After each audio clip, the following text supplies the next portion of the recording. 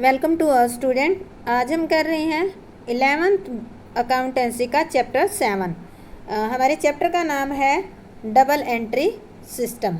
तो आज हम इसी के बारे में आज हमारा इसका थर्ड लेक्चर है और आपको बता देती हूँ कि लर्निंग ऑब्जेक्टिव के अंदर आज हम थर्ड लेक्चर में क्या करने वाले हैं। तो उससे पहले आप मेरे channel gauge and success point को सब्सक्राइब जरूर कर दें।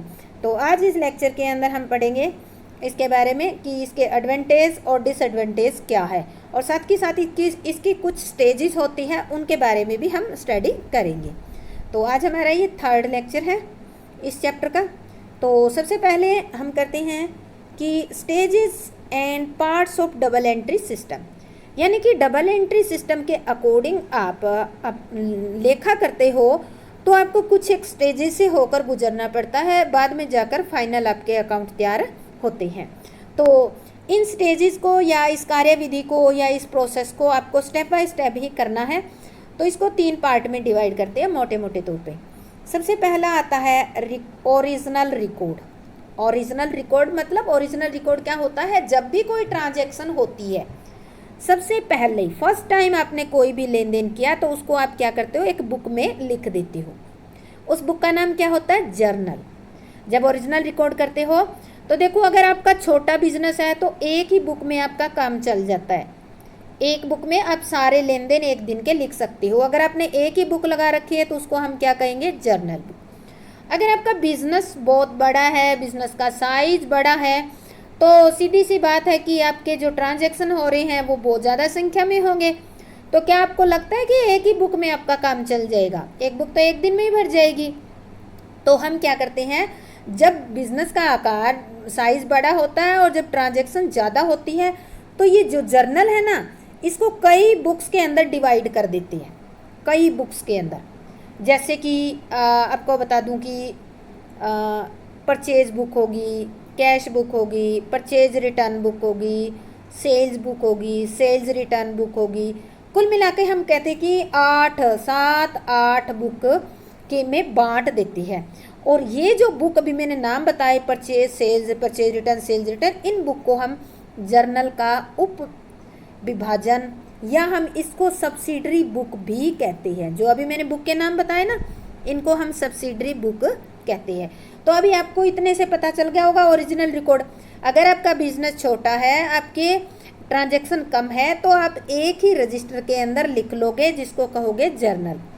ठीक है। अगर आपका बिजनेस का साइज बहुत बड़ा है, ट्रांजैक्शन ज़्यादा है, तो इस जर्नल को कई बुक में डिवाइड कर दोगे और उन बुक्स को क्या नाम दोगे आप? सब्सिडरी बुक्स नाम दोगे। तो पहले स्टेजेस पे हमने क्या किया? केवल रिकॉर्ड कर ली सारी ट्रांजैक्शन। अब आते हैं सेकंड नंबर पे। सेकंड स्टेज में क्या होता है, जो जर्नल या जो हमने सब्सिडरी बुक में लिखे गए लेन देन थे उनको एक अलग बुक में अकाउंट बनाएंगे उनके, और जिस बुक में या जिस रजिस्टर में हर एक ट्रांजैक्शन के यानी कि हर एक डीलिंग करने वाले के अलग अलग अकाउंट बनाएंगे तो उस बुक का नाम देते हैं लेजर। तो उसको हम कहते हैं खाता बही। इसमें क्या होता है कि एक जैसे कि आपको एग्जांपल बता देती हूँ। जैसे फर्नीचर है, आपका बिजनेस फर्नीचर खरीदते भी हो बेचते भी हो, तो आपने स्टार्टिंग में 50,000 का फर्नीचर लगाया, फिर 10,000 का खरीद लिया, 2,000 का बेच दिया। तो इस तरह से फर्नीचर अकाउंट में फर्नीचर से रिलेटेड सारी ट्रांजैक्शन आप इस फर्नीचर अकाउंट में लिख दोगे और वो फर्नीचर का अकाउंट जिस बुक में बनाओगे उस बुक को लेजर कहते हैं। वर्गीकृत रूप में हस्तांतरित खतौनी किया जाता है। खाता बही में अलग अलग पन्नों पर अलग अलग खाते खुले होते हैं। जैसे कि पेज नंबर 1 है, इस पे कैश अकाउंट बना दिया, ठीक है। पेज नंबर 2 पे फर्नीचर का बना दिया, पेज नंबर 3 पे परचेज का बना दिया, पेज नंबर 4 पे सेल का बना दिया। तो इस तरह से अलग अलग पेज पर अलग अलग अकाउंट खुले होते हैं। अब देखो, कैश आएगा जाएगा, अगर आएगा तो इससे हमारा कैश बढ़ जाएगा, जाएगा तो कैश कम हो जाएगा। सीधी सी बात है, इसी में लिखेंगे। फर्नीचर आएगा तो बढ़ जाएगा, जाएगा तो हमारा कम हो जाएगा, सारा फर्नीचर में ही लिखेंगे। इसी तरह परचेज हमने किया है तो परचेज आता है तो इससे हमारा स्टॉक बढ़ जाता है, और जब हम बेचते हैं तो इस स्टॉक में से माल हमारा कम हो जाता है। यानी कि यहाँ से हमारा सेल से स्टॉक में से माल कम हो जाएगा, यानी कि कुल मिलाकर इसको हम कहते हैं स्टॉक से रिलेटिव, क्योंकि परचेज आएगा तो गोदाम में माल रखोगे और जाएगा तो आप गोदाम में से ही निकाल कर दोगे। तो इस प्रकार हम क्या करते हैं, अलग अलग पेज पर अलग अलग खाते खुले होते हैं और एक खाते से संबंधित सारे लेन देनों को एक स्थान पर हम लिख लेते हैं, जिससे उस खाते से संबंधित लेन देन का उस खाते पर सामूहिक प्रभाव ज्ञात कर सके। सामूहिक प्रभाव मतलब जैसे कैश है, हम कैश काउंट लेते हैं, बहुत सारे ऐसे लेन देन होते हैं जिनमें हमें कैश मिलता है। एक दिन के अंदर हो सकता है कि आपको 10 बार कैश मिला, हो सकता है आपने 5 बार पेमेंट किया। तो अगर आप ओरली इसको याद करोगे कि 10 बार आया तो कितना आया, दिया तो कितना दिया, याद नहीं रखो पाओगे। तो आपने एक ऐसी जगह एक पेज लिया जिस पे अकाउंट बना दिया, आया उसको आपने ऐड कर दिया, गया उसको आपने लेस कर दिया, यानी कि अकाउंट की फॉर्म में आपने इसको लिख दिया। तो आप सीधा सा बता सकते हो, मान लेते हैं कि आया हमारा 1 लाख रुपया है, ठीक है, और आपने पेमेंट कर दिया 60,000 रुपये। तो एक नज़र मारते ही आप बता दोगे कि हमारे पास कैश में कितने पड़े हैं, 40,000 रुपये।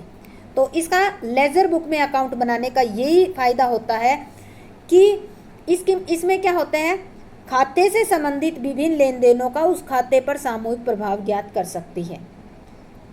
यानी कि सामूहिक प्रभाव मतलब हमें ये पता चल गया कि हमारे पास इतने ट्रांजैक्शन, 10 बार कैश मिला, 5 बार हमने पे किया, उसके बाद हमारे पास 40,000 रुपये बचे पड़े हैं। थर्ड स्टेज आती है हमारी समरी।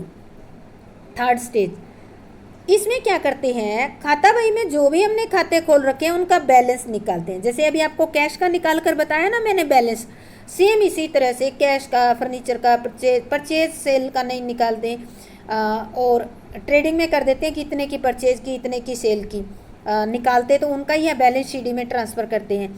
और इस तरह से हमने जितने भी अकाउंट बनाए सबके हम बैलेंस निकाल लेंगे, जैसे अभी आपको कैश का बताया था इस तरह से। और फिर इनसे क्या करेंगे, एक सूची यानी कि एक लिस्ट बना लेंगे, ठीक है।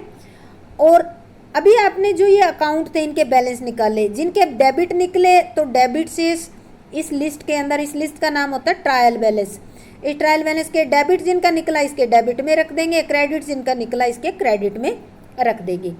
अब ट्रायल बैलेंस के डेबिट का जोड़ इसके क्रेडिट के जोड़ के बराबर अवश्य होना चाहिए। क्यों? क्योंकि हमने डेबिट में जितनी अमाउंट लिखी थी उतनी क्रेडिट में लिखी थी, तो डेबिट वाला जोड़ हमने डेबिट में लिखा है, क्रेडिट वाला क्रेडिट में। तो जितने रुपए आप डेबिट करते हो उतने ही क्रेडिट करते हो, इस कारण से आपके ट्रायल बैलेंस में डेबिट और क्रेडिट ही लिखा जाता है, तो इसका दोनों साइड का जोड़ बराबर आएगा।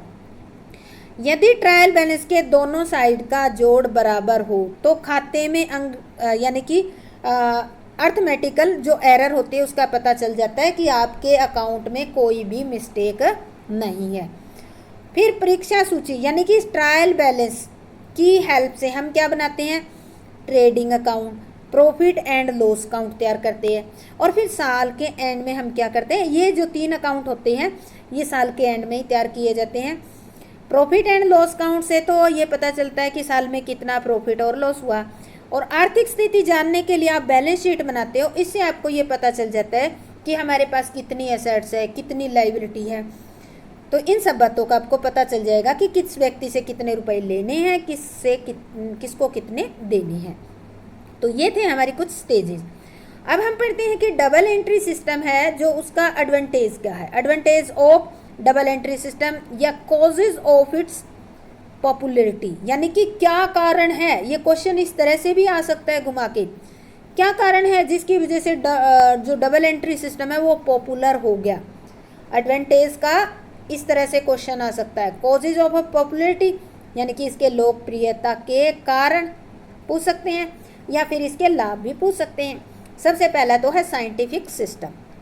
देखो ये जो है प्रणाली डबल एंट्री सिस्टम, इसमें जो भी लेखा किया जाता है कुछ निश्चित नियम होते हैं, उनके बेस पर लेखा किया जाता है। इस कारण से इसको क्या कहा जाता है, ये एक साइंटिफिक मेथड है, यानी कि कुछ प्रिंसिपल्स और रूल होते हैं उनके बेस पे ही लेखा करते हैं, इस कारण इसको ज़्यादा वैज्ञानिक माना जाता है। सेकंड नंबर पे आता है कि complete record of transaction. Second number पे हम जितने भी अकाउंट होते हैं उसको 3 पार्ट में डिवाइड कर लेते हैं, एक को पर्सनल यानी कि व्यक्तिगत, वास्तविक और नामात्र, पर्सनल, रियल और नॉमिनल अकाउंट में बांट लेते हैं। और इन खातों के डेबिट और क्रेडिट दोनों पक्षों में लेखा किए जाने से प्रत्येक लेन देन का पूरा लेखा हो जाता है, कोई भी नहीं छूटता। आपके बिजनेस में इन्हीं 3 से रिलेटेड आपको अकाउंट मिलेंगे। थर्ड आता है प्रिपरेशन ऑफ ट्रायल बैलेंस। अभी आपको बताया था ट्रायल बैलेंस के बारे में। इस प्रणाली में प्रत्येक लेन देन के दोनों पक्षों का डेबिट और क्रेडिट का लेखा किया जाता है। जितनी अमाउंट एक खाते के डेबिट में लिखी जाती है उतनी दूसरे खाते के क्रेडिट में। तो इससे क्या होता है, आपकी अंकगणितीय जांच हो जाती है, यानी कि आपको ये पता चल जाता है कि हमारे अकाउंट में हमने जो लेखा किया उसमें कोई मिस्टेक है या नहीं है। अगर अकाउंट बराबर आ जाता है तो कोई मिस्टेक नहीं है, अगर बराबर नहीं आता है तो इसका मतलब कुछ मिस्टेक है। फोर्थ आता है preparation of trading and profit and loss count. अब देखो, वर्ष के अंत में एक निश्चित अवधि के बाद हम ट्रायल बैलेंस तलपट यानी कि ट्रायल बैलेंस की सहायता से हम एक तो ट्रेडिंग अकाउंट बनाएंगे और ट्रेडिंग अकाउंट बनाकर हम ग्रॉस प्रॉफिट और ग्रॉस लॉस ज्ञात करेंगे। और फिर क्या करेंगे, हम प्रॉफिट एंड लॉस काउंट बनाकर प्रॉफिट और लॉस ज्ञात करेंगे। इससे हमें ये पता चल जाएगा कि हमारे बिजनेस में कितने नेट प्रॉफिट और लॉस हुए हैं। और इससे ट्रेडिंग अकाउंट से आपको पता चल जाएगा कि ग्रॉस प्रॉफिट और ग्रॉस लॉस कितने हुए हैं। इसके बाद 5th नंबर पे आता है knowledge of financial position of the business. अब देखो, केवल आपको प्रॉफिट और लॉस के बारे में ही पता नहीं चलता, बल्कि आपको वित्तीय स्थिति का भी पता चल जाता है। यानी कि आपको ये पता चल जाता है कि आपके पास कौन कौन सी एसेट्स है और वो कितने कितने मूल्य की है। आपकी लायबिलिटी यानी कि दायित्व, जो आपको बाहर रुपए देने हैं वो कितना है, आपकी पूंजी कितनी है, कैपिटल कितनी है। तो दोहरा लेखा प्रणाली में सभी संपत्तियां दायित्व के अलग अलग खाते खोले जाते हैं, यानी कि जितनी भी एसेट्स लायबिलिटी होती है उन सब के अलग अलग अकाउंट खोलते हैं और साल के एंड में हम बैलेंस शीट बनाकर इसके बारे में पूरी जानकारी ले लेते हैं। इससे हमें कंप्लीट इन्फॉर्मेशन मिल जाती है, जैसे कि नॉलेज ऑफ वेरियस इन्फॉर्मेशन, कौन कौन सी इन्फॉर्मेशन मिलती है, उसके कुल क्रय विक्रय कितने हुए हैं और साल के अंत में कितना माल बचा हुआ है स्टॉक में, विभिन्न ग्राहकों से कितने कितने रुपया लेना है यानी कि डेटर कितने हैं, किस किस व्यक्ति को कितना रुपया देना है यानी कि क्रेडिटर कितने हैं, किस मद पर यानी कि किस आइटम पर कितना खर्चा हुआ और किस आइटम पर कितनी आय हुई है। तो ये कंप्लीट इन्फॉर्मेशन आपको इससे मिल जाती है। Lesser possibility of fraud. अभी देखो, आपने सारी जो ट्रांजैक्शन है वो रूल के अकॉर्डिंग जिस टाइम हुई उसी टाइम आपने रिकॉर्ड कर दी है, तो आपको क्या संभावना लगती है, फिर भी छल कपट हो सकता है? नहीं। तो इस प्रणाली में प्रत्येक लेन देन का लेखा 2 खातों में किया जाता है। किसी खाते में परिवर्तन करना सरल नहीं होता। अगर एक खाते में परिवर्तन कर देता है बाई चांस, तो उससे रिलेटेड दूसरा खाता है उसमें परिवर्तन अगर नहीं किया है तो क्या होगा, तुरंत छल कपट पकड़ा जाएगा। तो इससे क्या होता है, जो भी छल कपट और बेईमानी होती है उसकी संभावना कम हो जाती है। और अगर कोई कपट हो भी जाता है तो उसका भी बहुत जल्दी से पता चल जाएगा। लीगल अप्रूवल, सबसे बड़ा इसका एडवांटेज यही है कि इस प्रणाली में प्रत्येक लेन देन का पूर्ण और निश्चित नियमों के अनुसार लेखा किया जाता है। इसके अंतर्गत रखी गई पुस्तकें शुद्ध और विश्वसनीय मानी जाती है। इस प्रणाली के अंतर्गत रखी गई पुस्तकों को कंपनी अधिनियम और अन्य अधिनियमों के द्वारा भी मान्यता दी गई है। तो इसका मतलब क्या है, जो कानून है हमारा कंपनी अधिनियम 1956 है, उसके अकॉर्डिंग संयुक्त पूंजी वाली कंपनियों, बैंक, बीमा कंपनियों को इस प्रणाली से हिसाब किताब रखना अनिवार्य है, यानी कि उनको इसी के अकॉर्डिंग रखना पड़ता है। और आजकल तो देखोगे बिजनेस मोस्टली इसी के अकॉर्डिंग ही रखे जाते हैं अकाउंट, तो इसे आप कोर्ट में एक प्रूफ के तौर पे भी पेश कर सकती हो। कंपैरेटिव स्टडी, अगला इसका एडवांटेज आता है कि कंपैरेटिव स्टडी करते हो।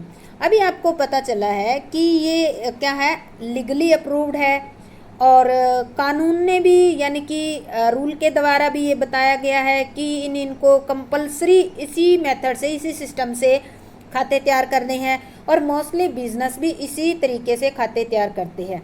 तो इससे क्या होगा, इस प्रणाली में व्यय और आय की प्रत्येक मद का अलग अलग लेखा किया जाएगा। प्रत्येक वर्ष की व्यय की मदों की तुलना आप पिछले वर्ष के मदों से कर सकते हैं, और आप अपने बिजनेस की मद, जो व्यय की मद है उसकी आपके जैसा जो सेम बिजनेस दूसरा उससे भी तुलना कर सकते हैं। क्यों? क्योंकि आप जिस मेथड से खाते तैयार कर रहे हैं दूसरा बिजनेस भी उसी मेथड से तैयार कर रहा है।